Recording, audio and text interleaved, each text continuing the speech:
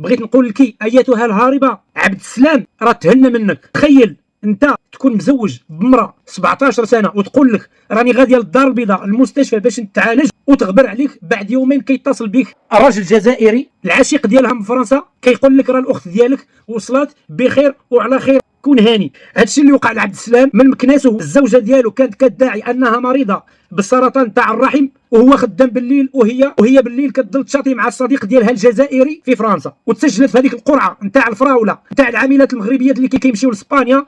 وهذاك الجزائري قراها مزيان، قال لها غنوريك الخطه باش تهربي من هادوك اللي غيجيبوك لاسبانيا، وانا غنجي عندك اسبانيا وغنجيبك لباري. وهذا الشيء اللي دارت الزوجه نتاع عبد السلام وسمحات في الزوج ديالها وجوج د البنات، وهي ملي مشات للدار البيضاء مشات باش تسافر، ما مشاتش للدار البيضاء باش تعالج، كانت كتكذب عليه. وعبد السلام كانت دايراه بحال الصباط.